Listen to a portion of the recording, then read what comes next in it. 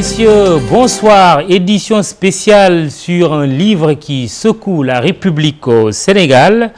Une vraie patate chaude qui a obligé le gouvernement du Sénégal à réagir. Je veux parler de cet ouvrage qualifié de brûlot du colonel Abdoul Aziz Ndao, haut commandant en second de la gendarmerie sénégalaise, qui a sorti donc un ouvrage intitulé Pour l'honneur de la gendarmerie sénégalaise, un ouvrage en 2 thèmes. Réaction du gouvernement hier par la voix du ministre des Forces armées Augustin Tine, qui a donc annoncé que le colonel Ndao a été rappelé à Dakar de son poste d'attaché militaire à Rome en Italie, qu'une enquête est ouverte au niveau de l'inspection générale de l'armée et que les personnes qui sont cités dans ce livre ont le loisir d'ester en justice si bien entendu cela leur tente.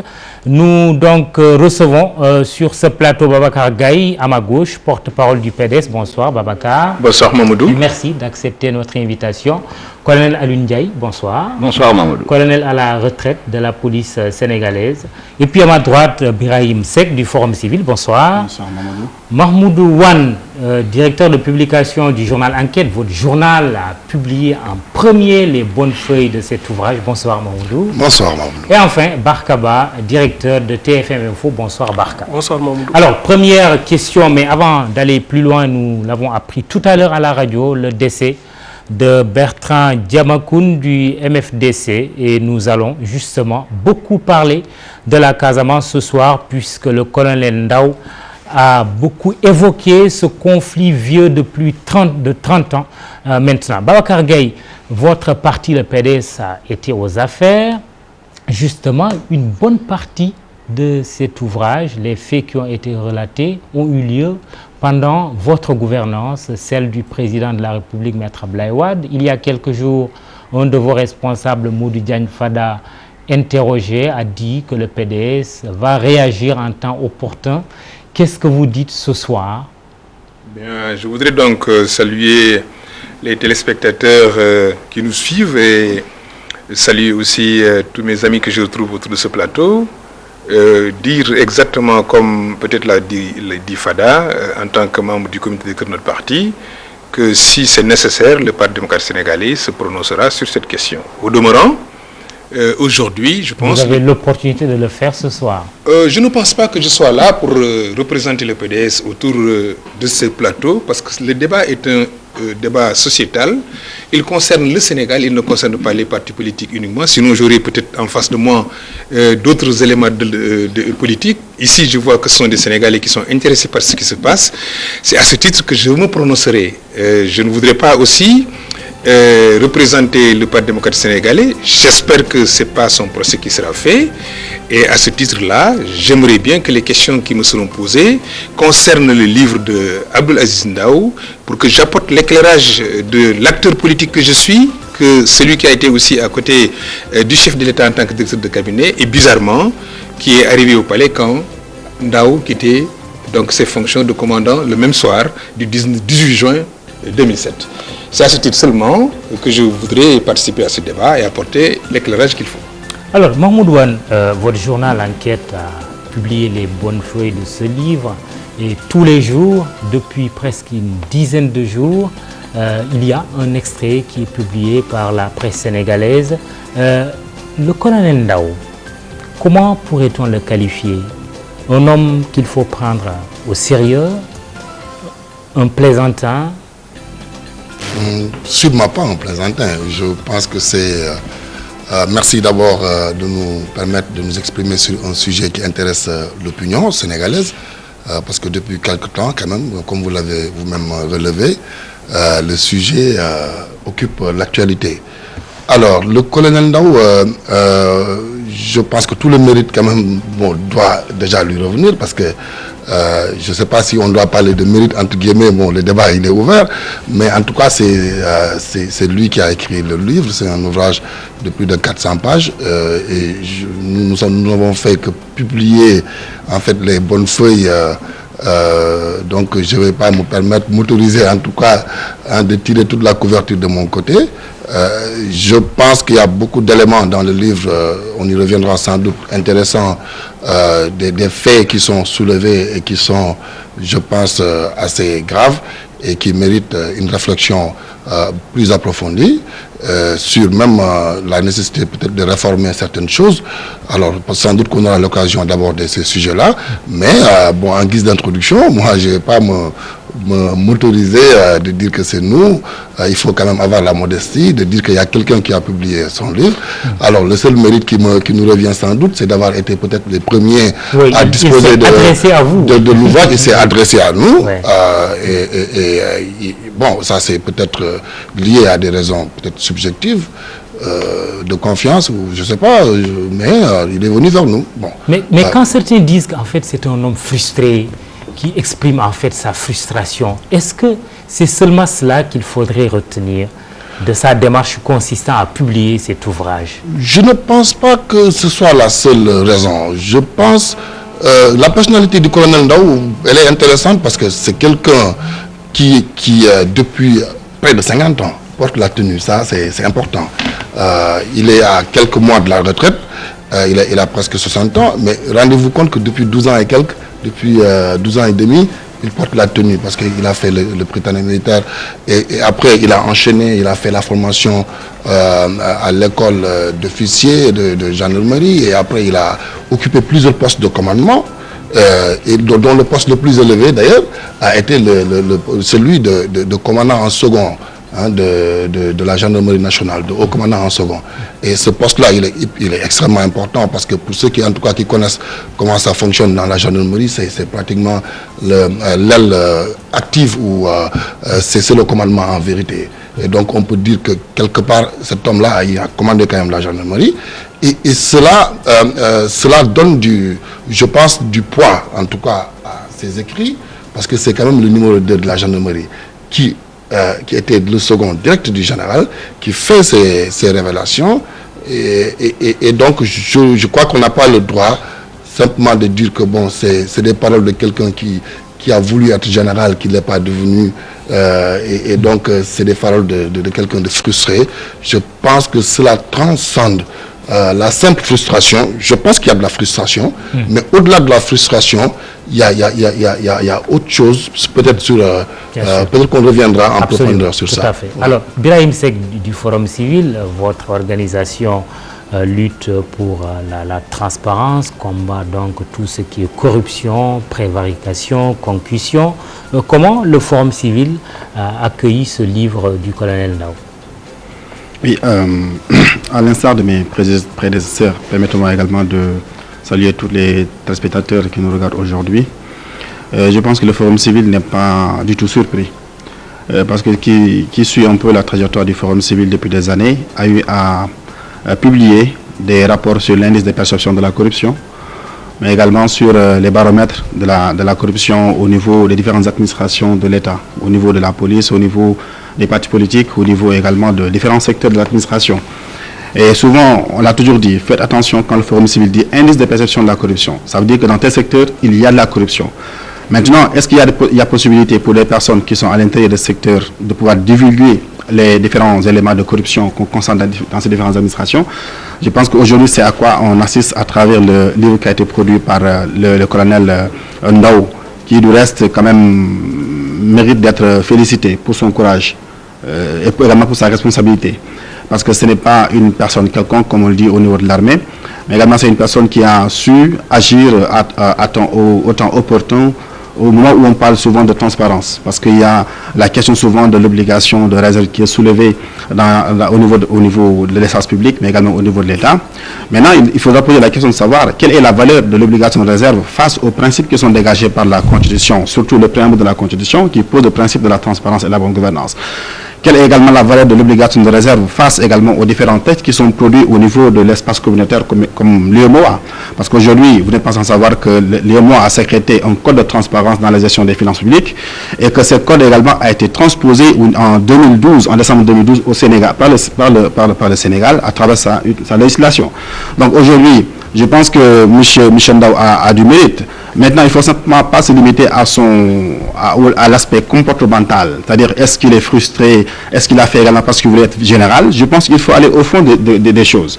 C'est un livre quand même de plus de 400 pages sur 2 tomes, sur, je dirais même 18 plus 20 chapitres, ça fait combien de 38 chapitres également qui ont été écrits, plus une conclusion et des annexes. Je pense que si on va au fond, on se rend compte qu'il y a des faits qui ont été soulevés par le colonel Ndao qui méritent d'être étudiés de fond en comble, au-delà des aspects qui touchent même la vie privée de certaines personnes. Mais les Sénégalais aujourd'hui ont besoin de savoir si l'armée nationale doit avoir le matériel qu'il faut pour agir au niveau international, au niveau du Congo en particulier, comme il le dit. Est-ce que nous, citoyens sénégalais, ou bien l'armée nationale a le mérite d'avoir également, d'acquérir du matériel vétuste à hauteur de 2 milliards de francs CFA?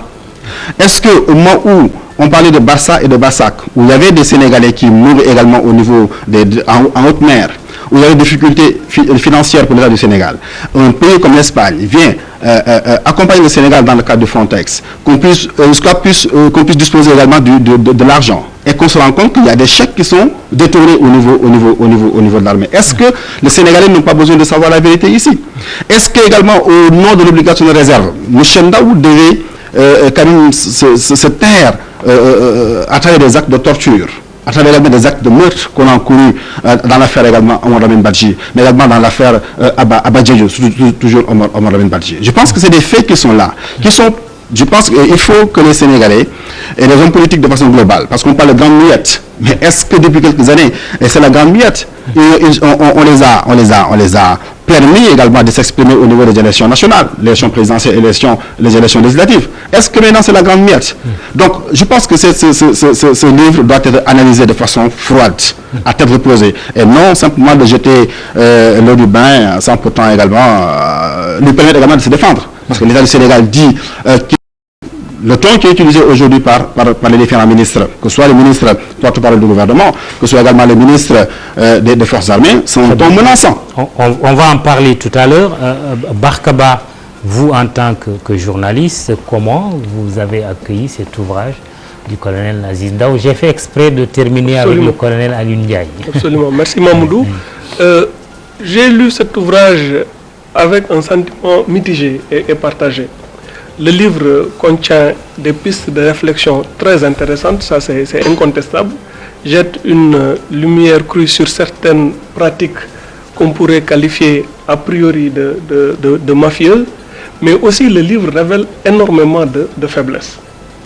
La première faiblesse, à mon avis, est la plus grave, c'est que le colonel Ndao, en voulant bien faire, a révélé des secrets d'État extrêmement dangereux pour la sécurité de la nation. Je vous donne un simple exemple. Oui. Dans le livre, le colonel Ndao, en dénonçant les pratiques consistant à donner le marché des tenues militaires de la gendarmerie, donne presque le nombre exact de forces de sécurité. Or, nos forces de sécurité, c'est un secret défense. Dans tous les pays du monde, les États veillent jalousement à ce que leurs forces réelles ne puissent pas être comptabilisées par l'ennemi.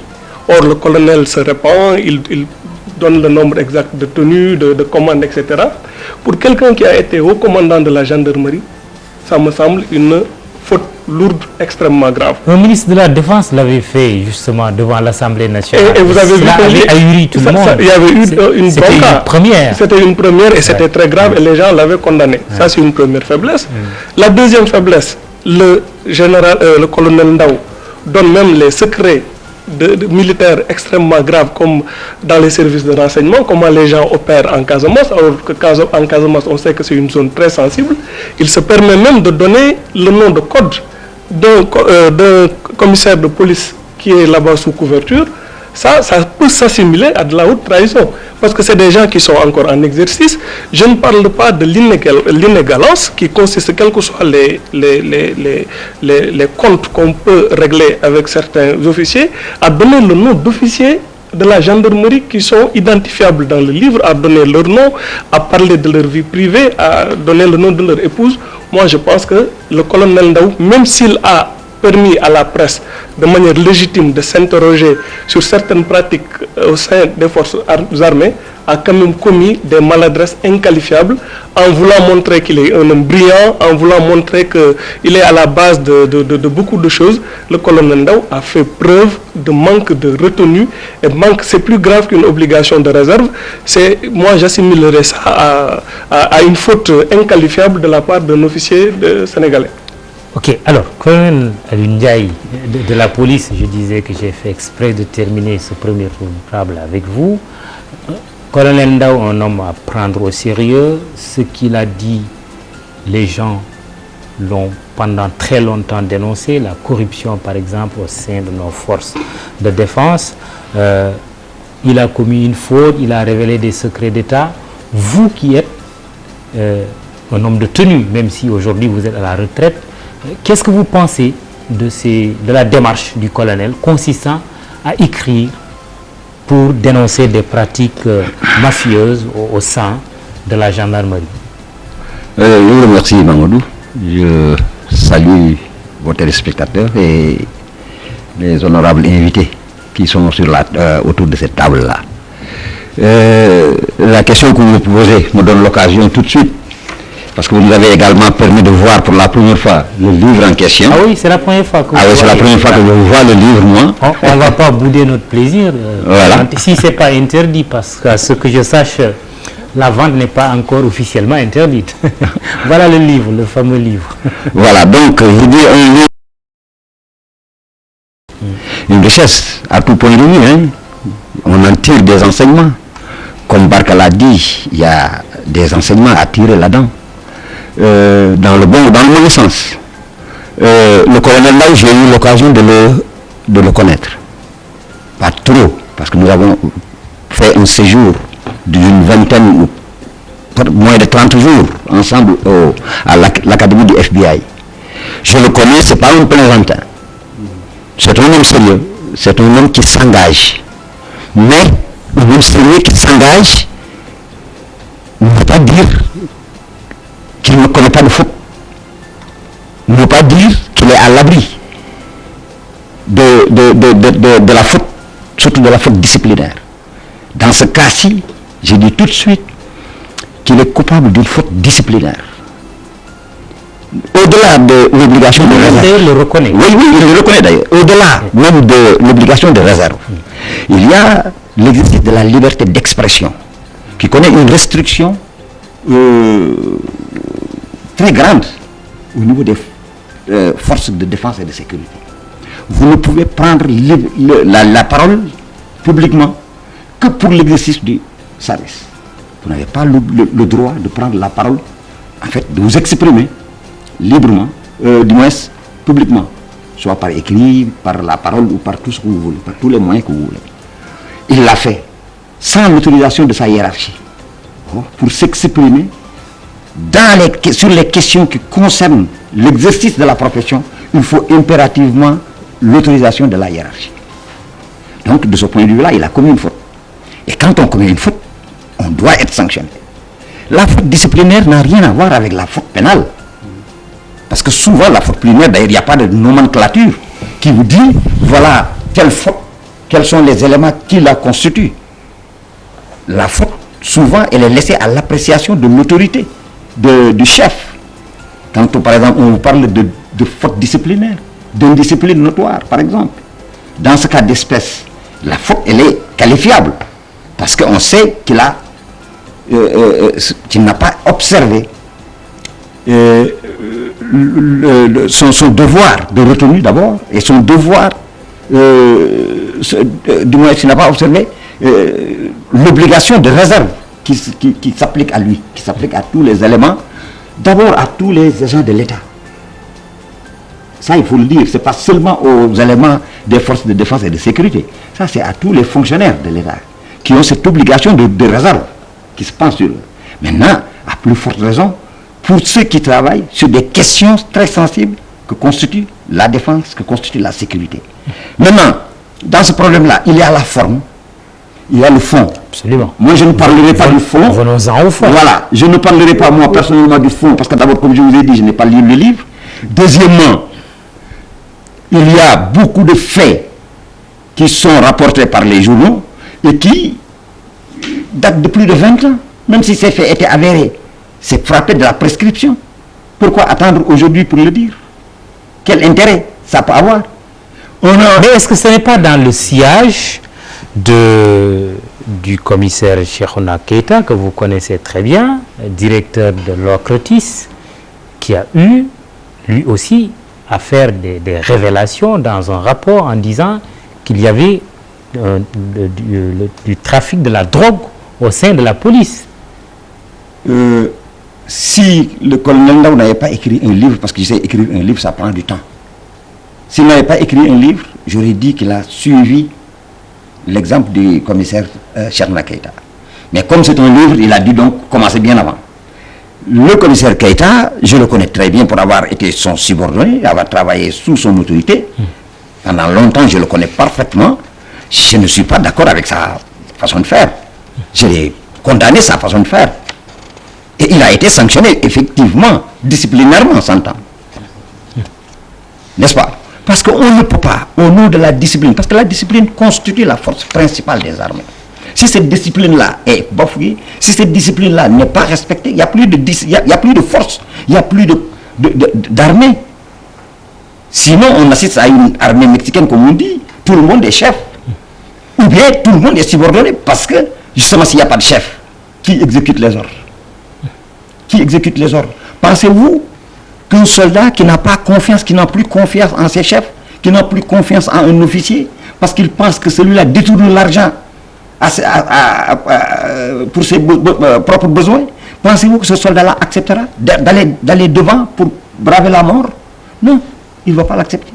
Et c'est justement cette situation-là qu'on est en train de créer pour nos forces de défense et de sécurité, étant entendu que nous sommes dans une zone géographique assez délicate. Vous le savez, Mamadou.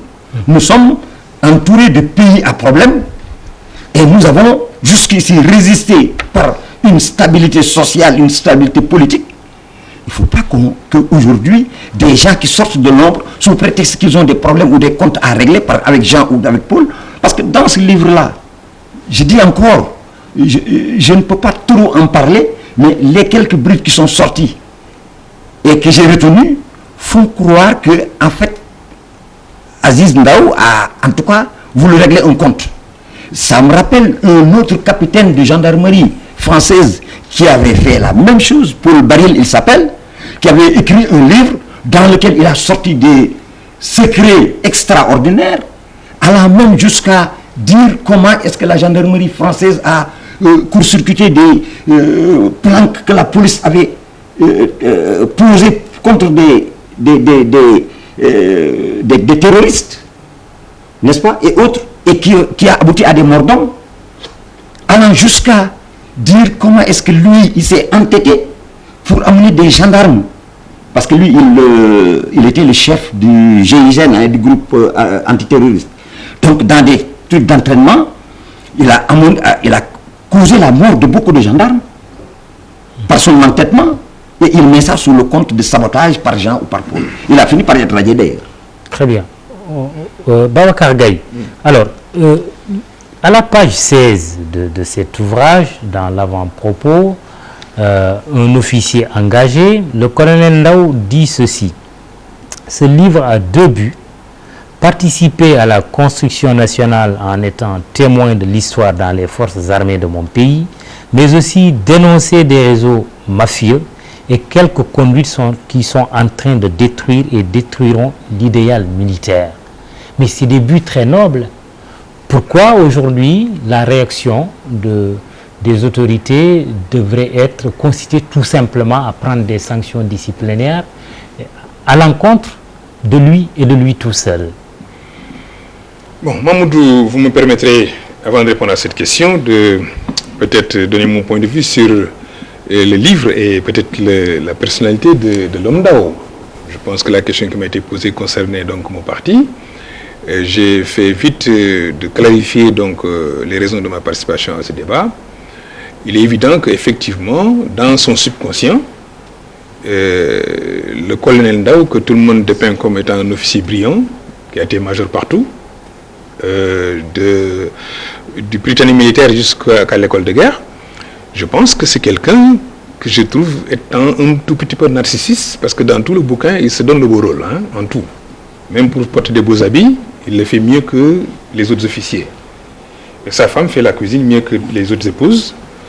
C'est des éléments importants pour la personnalité qui nous concernent aujourd'hui. Je ne veux pas faire sa psychanalyse, mais c'est important de partir de ces paramètres pour pouvoir appréhender un tout petit peu pourquoi aujourd'hui, lui, il estime que ce qu'il fait est pour la nation, c'est pour sauver la République, et c'est peut-être pour se donner après une bonne conscience, après avoir participé pendant très longtemps, justement, à la vie de notre pays. 50 ans, il l'a dit, en tant que militaire, et nulle part, on n'a pas senti une fois le colonel Ndao commis une faute.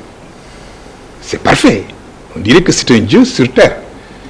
Je voudrais donc dire sur ce point que c'est un personnage intéressant, d'autant qu'effectivement, c'est à la fin de sa carrière qu'il décide donc de sortir tout ce qu'il sait de la gendarmerie depuis qu'il a été donc à l'école militaire. C'est quand même dommage, alors qu'il aurait pu, de mon point de vue, finir sa carrière, non pas en cachant tout ce qu'il sait de la gendarmerie, mais en n'étant pas un téméraire qui, aujourd'hui, on a l'impression, est en train de braver un ordre. La République, comme vous l'avez dit, c'est un type d'organisation. Nous sommes dans un État, et ce qui fait la sécurité de l'État, c'est à la limite la gestion assez responsable et de manière très subtile de ces questions qui ne peuvent pas manquer dans tous les pays du monde, en France, pas tout ailleurs. On a connu l'affaire Dreyfus. Et quand j'ai lu son bouquin, j'ai l'impression que, quelque part, il se donne le rôle de quelqu'un qui, aujourd'hui, comme à l'époque de la Troisième République, ici au Sénégal, on vit une crise de l'armée qui a abouti à la condamnation de Dreyfus et à son déportage à l'île du Diable. Je pense que fondamentalement, Michel Ndao, on le sent dans son écrit, il est bon, il est brillant, il est méthodique, il a gardé à la limite tout ce qu'il savait de son magistère en tant que haut commandant, et même bien avant, le rôle qu'il a joué en Casamance. Mais comme l'a dit tout à l'heure Barka, je pense qu'il y a des secrets d'État dont on n'a pas besoin de faire une publicité dessus. Pourquoi? Mais est-ce que les Sénégalais n'avaient pas besoin de savoir, je donne juste un exemple, qu'une guerre des généraux a abouti au drame de Mandina Mankagne? Je ne pense pas. Pourquoi je vais vous le dire? Je ne pense pas que les Sénégalais soient informés que c'est parce qu'il y a une faute au niveau de l'armée que c'est pourquoi telle ou telle personne ont été tuées à Mandina Mankagne. Cela ne fait que déstabiliser, de mon point de vue, nos forces de sécurité et de défense. C'est ma conviction. En quoi? Vous savez, il y a tellement d'enquêtes qui ont été menées dans ce cadre-là pour tout ce qui touche à l'armée.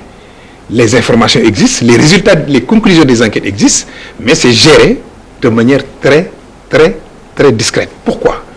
Parce que c'est une question importante. C'est pourquoi d'ailleurs quand on dit c'est pour l'honneur de la gendarmerie, moi j'estime qu'aujourd'hui, c'est justement la gendarmerie qui éclaboussait toute la gendarmerie. Parce que Michel Ndao parle de tout le monde. Il parle des officiers supérieurs, mais aussi il parle des subalternes, il parle même des gendarmes. Quand il parle de la corruption au niveau des brigades, qu'est-ce qu'il fait? Quels sont les gens qui sont peut-être sur la route et qui peut-être font des raquettes? Ce sont les gendarmes. Moi je pense que cette question-là, je ne suis pas en train de justifier pourquoi ils le font. C'est condamnable. Mais je dis, s'il veut rétablir l'honneur de la gendarmerie, il ne devrait pas en profiter lui pour jeter l'opprobre sur tous les gendarmes. Alors, je termine juste pour revenir sur la question que vous posez. Moi, j'estime que... Oui, les décisions prises. Il est rappelé de son poste d'attaché militaire en Italie. Une enquête est ouverte au niveau de l'inspection générale des armées. Et le ministre de la Défense qui dit que les personnes citées peuvent même rester en justice. Vous savez pourquoi il est dit? Comment jugez-vous la réaction du gouvernement? D'abord, elle a été, de mon point de vue, hésitante au départ. Vous avez suivi ici, le ministre, je pense, c'était issu en tout cas à la radio, la première réaction du porte-parole du gouvernement. Elle a été une démarche hésitante. Par la suite, le ministère des Forces armées a pris le repli et a essayé de faire comprendre aux Sénégalais que le gouvernement était en train d'agir en rappelant son fonctionnaire, ce qui est normal.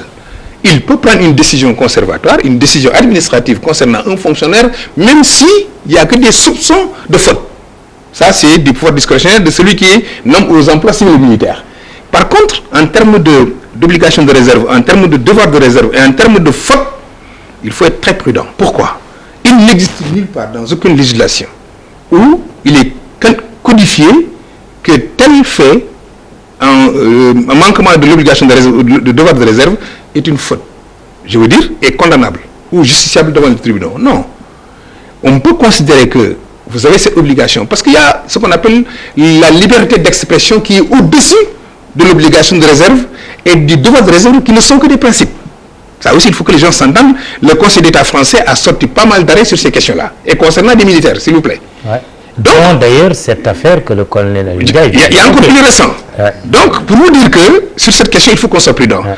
Par contre, quand le ministre dit, je ne suis pas le porte-parole du gouvernement, que ceux qui sont aujourd'hui traînés dans la boue, qui s'estiment diffamés, peuvent porter plainte, c'est à ce niveau seulement que une action récursoire, c'est-à-dire une affaire de partie civile pourrait être enclenchée.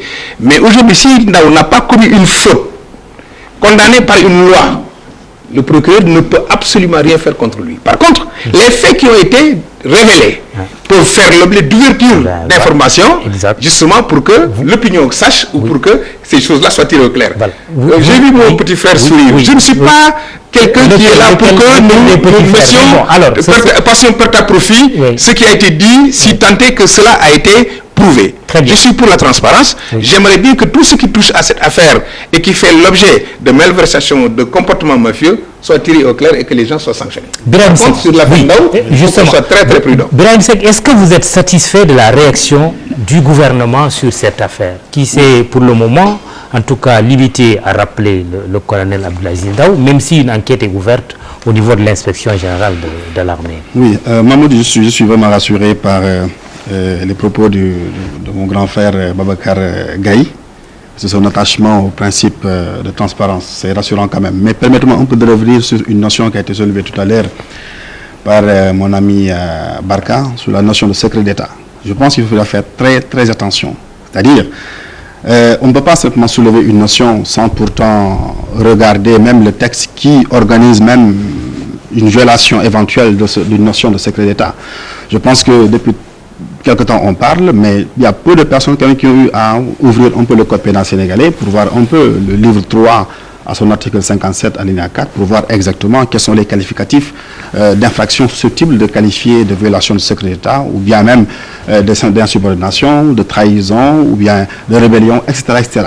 Je pense que le simple fait d'acheter des tenues militaires, même si on dit on va acheter 5000 tenues militaires, ça ne veut pas dire qu'on a 5000 hommes au niveau de l'armée. Si on dit on va acheter 10 000 tenues militaires, ça ne veut pas dire qu'on a. Allez-y dans le site marchepublic.sn. Vous y verrez dans le portail réservé au ministère des Forces armées le volume de tenues de tissu qui est acheté pour la conception de tenues militaires. Ça y est là-bas.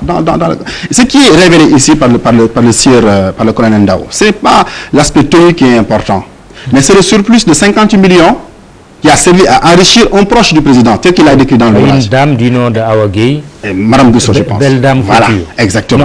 Non, c'est pas Madame Bousso, c'est Awa Gueye. Voilà, je pense que c'est ça qui est important. Le surplus, oui. Je pense que c'est ce qui est révélé. Je pense que l'enquête doit s'appuyer sur ça. Est-ce que réellement il y a surplus de 50 millions ou pas? Ce qui est également où on doit faire très attention. Oui, ces faits-là ne datent pas. Il y a des faits qui ne datent pas de plus de 20 ans. Frontex, c'est tout récent. Ouais. Hein, c'est Barça que je pense que exactement. Je pense que jusqu'à présent on a Barça. Et les gens également. Oui, on a en 2014. C'est pas encore voilà. Et autre aspect également, c'est la déstabilisation. Parce que si on dit que le propos qui est soulevé par le colonel Ndao tend à déstabiliser l'armée, c'est excessif. Vous savez pourquoi? Ce qui peut déstabiliser l'armée, et objectivement, si on regarde les faits qui sont dans l'ouvrage, est-ce que vous concevez au niveau de l'armée qu'on puisse donner à un militaire 1200 francs pour les 3 repas? Est-ce que ça ne constitue pas une démoralisation des troupes? Ce qui peut déstabiliser l'armée, est-ce qu'on ne considère pas le fait pour une armée de devoir disposer de matériel neuf, adéquat pour les combats, on lui fournit du matériel vétuste? Est-ce que ça ne démoralise pas également les forces? ce qui a été soulevé, ce qui est important, excusez-moi Mamadou, dans l'ouvrage. Pour la réaction du gouvernement, c'est clair qu'on reviendra sur certains détails. Exactement. Il y en a beaucoup d'ailleurs, pas tous, certains détails plus ou moins importants de l'ouvrage. Oui, la réaction maintenant du gouvernement. Oui, je pense que, comme d'ailleurs c'est fort heureux de revoir également mon grand frère Babacar, parce que c'était lors de votre émission à la RFM que le porte-parole qu'on a partagé, nous trois, que le porte-parole du gouvernement est sorti pour dire que oui, le colonel Ndao ne devrait pas faire cet ouvrage. Mais au nom de quoi? Il ne devrait pas faire cet ouvrage. C'est un Sénégalais, un citoyen, qui appartient à un corps d'une administration sénégalaise, qui a produit un ouvrage, qui a tenu des propos, qui a émis également une opinion. Mais au nom de quoi il ne devrait pas tenir également ce propos? D'une part. D'autre part, le propos du ministre des Forces armées, je pense que c'est hâtif. Vraiment, c'est hâtif, quand même, de proférer en quelque sorte des menaces à l'endroit d'une personne qu'on n'a pas encore entendue. Attendons de l'entendre. Sur le fond, est-ce que réellement ce qu'il a dit existe ou pas, avant de pouvoir également proférer des menaces? Je pense que ça, c'est là où se trouve également l'intérêt. Justement, il rentre pour être entendu. Justement, mais le ton qui est tenu aujourd'hui par le gouvernement, c'est un ton menaçant. Alors, Mamadou Wane, est-ce que c'est la réaction que vous attendiez Non, pas du tout. Alors, moi, vous attendiez à quoi? Alors, moi, je suis quand même assez surpris. Parce que dans cette affaire, il y a ce qui relève de l'essentiel et ce qui relève de l'accessoire. Alors, ce qui relève de l'accessoire ne peut pas phagocyter en fait ce qui relève de l'essentiel. L'essentiel, c'est les faits qui sont soulevés dans le livre. Et il pointe une vingtaine de faits très précis sur le carburant, la façon dont c'est utilisé et les magouilles qui tournent autour du carburant. Sur Frontex, on en a parlé, c'est quand même pas caduc. Frontex, c'est récent. Sur les tenues, mais sur d'autres affaires, même sur la Casamance, oui. C'est extrêmement grave, c'est une question de sécurité. Sur la façon dont ton dossier, aussi sensible que l'assassinat de Omar Lamid Badji, dont le siège de votre parti porte le nom, comment l'enquête a été menée, il fait des révélations graves et il n'utilise pas le conditionnel. Ça, c'est extrêmement important. Il est affirmatif. Alors, pour des faits aussi graves, parce que nous aussi, nous travaillons sur une matière qui s'appelle faits. Maintenant, les commentaires, les catégories immatérielles, telles que la personnalité de... Bon, je veux dire, c'est important, mais ça dit qu'on ne peut pas aujourd'hui apprécier le colonel Ndao sous l'angle, en fait, des intentions qu'il a, mais ça, c'est pas mesurable. Mais par contre, ce qui est mesurable, ce qu'on peut auditer, la matière sur laquelle on peut enquêter, elle est connue. Et là, il nous donne ça sur 400 pages, très clairement, avec un français clair et limpide. Mais je pense que sur cette matière-là, et donc je pense que c'est ça l'essentiel, il faut qu'une enquête puisse être ouverte, une enquête parlementaire, ou en tout cas une structure qui ait une certaine autonomie pour faire un travail correct, l'OFNAC, pourquoi pas. Et moi, je pense mais la justice, beaucoup de gens se posent la question pourquoi le procureur ne s'est pas saisi de cette affaire.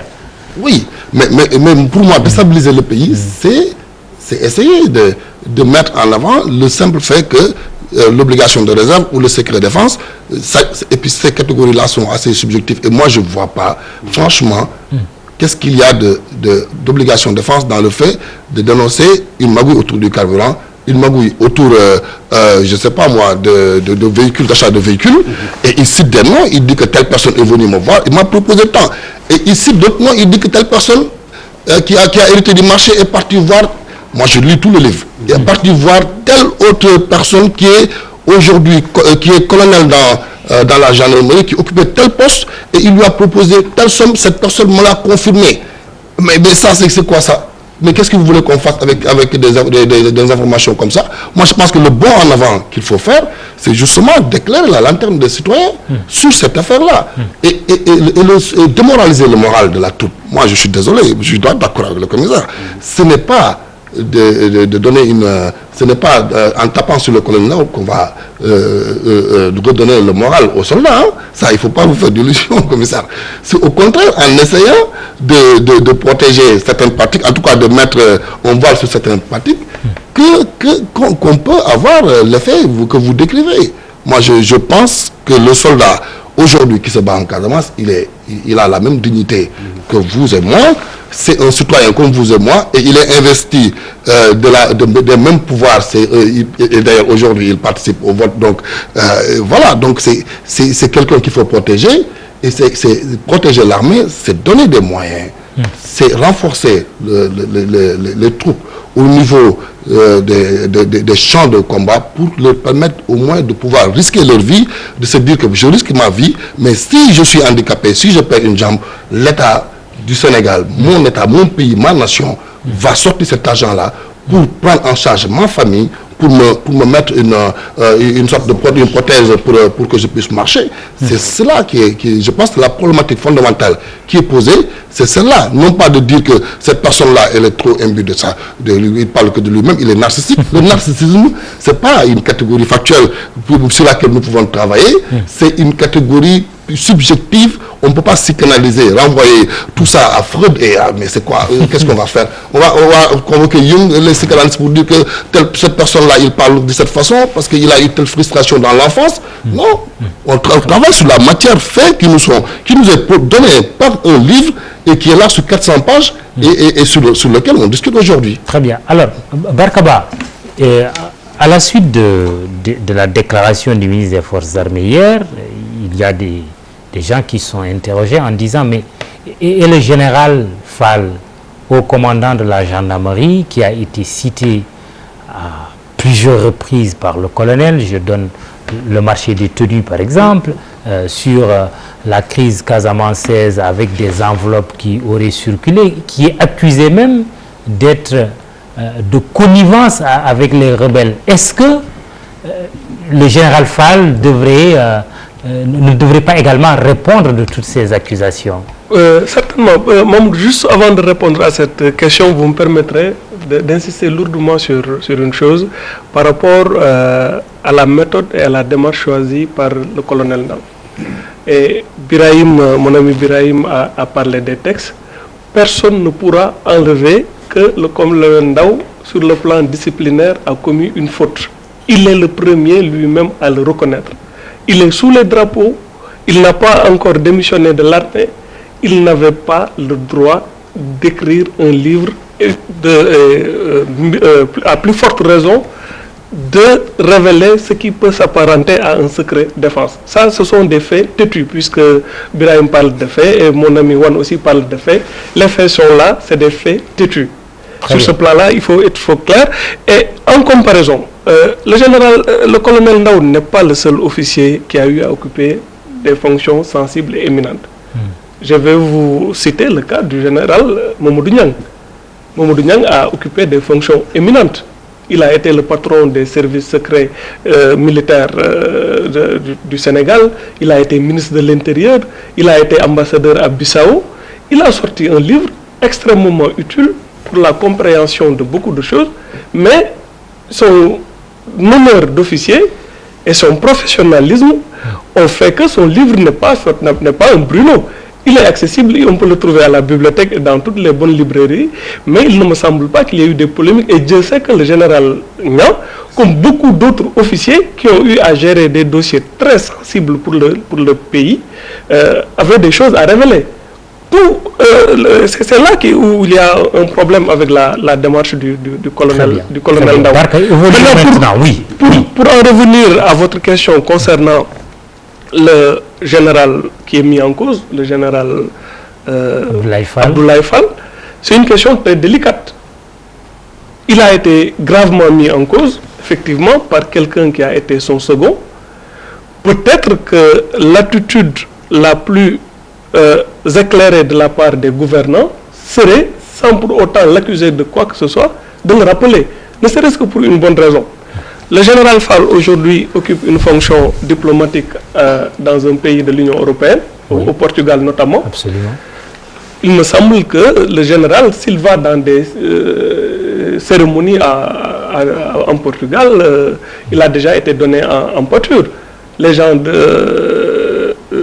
je veux dire, ses collègues diplomates, qu'est-ce qu'ils doivent penser de lui, s'ils le rencontrent dans un cocktail, etc.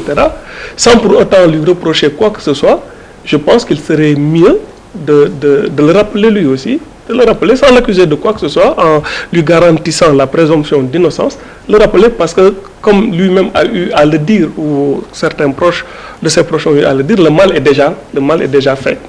Et pour moi, cette affaire est très grave et la manière dont l'État l'a gérée, moi je trouve beaucoup de choses à redire dans la gestion de la crise. Parce que quand Mamoudou et son journal ont sorti les bonnes feuilles, on a eu l'impression que l'État était tétanisé. L'État était tétanisé par l'ampleur des révélations et ne savait pas par quel bout prendre le livre. Il y a eu un problème de gestion de crise au sommet de l'État. Il y a eu beaucoup d'hésitation, beaucoup de cafouillage quant à la manière de gérer. Et ce n'est pas la première fois. Moi, je pense que s'il n'y avait pas eu l'affaire Keïta, on n'aurait pas eu l'affaire Ndao. Autant l'État s'est montré très maladroit par endroit sur la gestion de l'affaire Keïta, un policier qui a pu faire son show, accuser son patron, semer l'émoi et le trouble dans la République, et après, voilà, qui se balade, qui est content de lui. Moi, je pense qu'on a beaucoup d'officiers, on a beaucoup de généraux, beaucoup de colonels, etc. Si chaque colonel ou chaque gradé se permettait, même pour la bonne raison, en disant que c'est pour l'honneur de la police ou pour l'honneur de la gendarmerie ou de l'État, etc., à dire ce qu'il sait, où est-ce qu'on en serait? Et le colonel... de la censure. Non, en tant que journaliste, non, absolument. Mamoudou, je n'encouragerai jamais la censure. Oui. J'encourage le sens des responsabilités. Non, mais ça c'est... Non. Mamoudou, on ne peut pas mettre sur le même plan, je veux dire, des révélations croustillantes concernant la danseuse Ndeye et des questions qui touchent à la sécurité nationale. Je suis désolé. Ce n'est pas une question de censure. Quand on s'attaque à des officiers qui sont sur le théâtre d'opération, qui sont en train d'opérer... Et si ces officiers ne sont pas exemplaires? Oui, ils vont répondre devant les tribunaux. Ce n'est pas la première fois. Mais il faut bien qu'on en parle. Oui, mais absolument. Moi, j'aurais eu les révélations du colonel Ndao. Je veux dire, j'aurais préféré que l'observateur les sorte en premier. Mais sauf si ça met en péril la sécurité nationale. Le tout, c'est de pouvoir distinguer qu'est-ce qui touche à la sécurité nationale, qu'est-ce qui touche au secret défense. Là, ce n'est pas une question de censure, c'est juste un respect de la loi. Très bien. Alors, colonel Ali Ndao, je ne vais pas vous interroger sur le fond, puisque vous n'avez pas encore lu le livre, mais parallélisme des formes, les juristes sont très attachés à cela. Ce qui s'est passé à la police quand même, c'est vrai. Le commissaire Keïta a fait l'objet d'une enquête interne au sein de la police, mais son patron qui l'a accusé a été démis de ses fonctions. Ici, c'est juste le colonel Ndao qui est rappelé de son poste de diplomate. Le général Fall, principal mis en cause, ne l'a pas été. Est-ce qu'il n'y a pas une distorsion quelque part, une demi-mesure? Moi, je dirais il ne l'est pas encore, n'est-ce pas? Pour le cas du commissaire Nia, venons-en. Le commissaire Nia, il a été démis de ses fonctions. Aujourd'hui qu'il est blanchi, qu'est-ce qu'il gagne? Rien du tout. Et c'est là le problème. Quelqu'un qui sort, il vous accuse à tort. Oui, mais il y avait quand même des mesures conservatoires. On est bien d'accord. Non, attendez. Maintenant, qu'on les réhabilite aujourd'hui, personne ne trouverait à redire. Des mesures conservatoires par rapport à quoi? Par rapport à des accusations graves. Non, à des délations, moi je dirais. Parce qu'à l'arrivée, voilà, il n'y a rien du tout. Celui qui accuse... Est-ce qu'il n'y a rien du tout? Jusque-là, il n'y a rien parce qu'il a été blanchi. Jusque-là, il n'y a rien parce qu'il a été écarté de toute poursuite. Donc il n'y a rien. Moi, c'est ce que je retiens. Je dis, quelqu'un sort de l'ombre, il vous accuse de n'importe quoi, on vous demande de démissionner. Vous êtes blanchi, on ne vous réhabilite pas. Lui, il a perdu 3 choses. Si vous êtes blanchi, on doit vous réhabiliter. Non, je vous dis, lui, mais il est de bon ton dans une démocratie, quand vous êtes mis en cause, que vous démissionniez. Oui, mais pour permettre à la justice de faire son travail. D'accord, mais de la même manière que lorsque vous êtes blanchi, vous devez être réhabilité et aussitôt. Lui, il perd 3 choses à la fois. L'autorité de prendre la décision. Attendez, je vous dis, non. Parfois, c'est des décisions de justice d'ailleurs. Il perd 3 choses. Il perd d'abord son honneur. On l'a éclaboussé, on l'a traîné dans la boue, vendeur de drogue. Il a sa famille. Il a perdu la nomination au grade d'inspecteur général de police. Parce que dès que vous passez au poste de directeur général, vous devez tout de suite être nommé au grade d'inspecteur général. Il n'a pas attendu cette nomination, il est parti. Il a perdu le poste de directeur général. Et voilà les 3 choses qu'il a perdues. Qui peut le lui restituer? Je viens au cas du général Fall. Le général Fall, il est ambassadeur, nommé par le président de la République. Et il appartient au président de la République de le ramener. Ce n'est pas à lui de démissionner. Un ambassadeur ne démissionne pas, il est accrédité. Non, on ne parle pas de démission, voilà, on parle de rappel. Oui, il appartient au président de le démissionner. Si le président estime pour le moment, je ne défends rien, je ne suis pas dans le secret du président ou du gouvernement, mais je dis, si le président estime pour le moment que les choses ne sont pas encore assez limpides, assez claires à son niveau pour qu'il prenne des décisions concernant le général, attendons de voir. Mais dans tout état de cause, ce que le ministre des Forces armées a dit, c'est en droite ligne avec le règlement de discipline générale dans les armées. Vous n'avez pas le droit de faire paraître, de sortir une publication de quelque nature que ce soit, sans l'autorisation de la hiérarchie. Il est permis à un militaire, gendarme, policier ou autre de faire des parutions, des publications dans le domaine littéraire, dans le domaine de la culture et autres, et il ne les signe pas en tant que membre de tel ou tel corps. Il ne les signe pas avec sa qualité et son grade. Par contre, lorsque ça touche l'organisation ou le fonctionnement des services, il ne peut le faire que sur autorisation de la hiérarchie. S'il passe outre, il commet une faute disciplinaire et à ce titre, il doit être sanctionné. Voilà la réalité. Demander qu'on ne le sanctionne pas, c'est favoriser l'anarchie, c'est favoriser l'indiscipline dans les rangs, parce qu'aujourd'hui c'est un colonel qui a écrit, mais demain c'est un gendarme qui va écrire, c'est un soldat qui va écrire. Contre qui? Mais contre n'importe qui, et peut-être même contre le président de la République. Babacar Gaye, Oui. Le cas du général Fall, qu'est-ce qu'on devrait en faire par rapport aux mesures disciplinaires annoncées hier, les mesures conservatoires? Oui, je pense Ça ne que vous dérange pas qu'il reste à son poste? ça dépend de sous quel angle il faut apprécier et quel crédit il faut accorder aux déclarations de Ndao. Je pense, par honnêteté intellectuelle, que je ne peux pas tout de suite là, ici et maintenant, considérer que tout ce que le colonel Ndao dit est vrai. Ensuite, dans le livre, il n'y a pas que le général Fall qui est cité. Pourquoi, diantre, faut-il se focaliser sur le général Fall? Le président de la République de l'époque, Maître Tous, Abdoulaye y Wade, a compris, été cité par même exemple. Abdou Diouf a été cité. Oui. Qu'est-ce que vous en dites? Je préfère dire que, comme vous me posez la question sur le général Fall, que ce n'est pas seulement le général Fall qui est cité. Même le président Macky Sall est cité. Oui. Toutes les personnes qui Quand il était siègent Premier ministre. au Conseil de sécurité sont citées. Ouais. Mamoudou, Peut-être que le ministre des Forces armées fait allusion à toutes ces personnes citées Vous savez, en disant qu'elles peuvent rester en justice si elles le Mamoudou, désirent. j'ai eu la chance d'arriver à la présidence de la République quand le colonel Ndao en sortait. Il est parti le 18 juin. Le président Wade m'a consulté le 18 juin 2007. Le même soir qu'il est parti, le même soir, et il fait référence au départ de Macky Sall, c'est ce même soir que je savais que Macky Sall ne serait plus Premier ministre. Si je devais passer mon temps à dire tout ce que je sais de l'entre de l'État, certainement, aujourd'hui, je n'aurais pas de place à ce débat.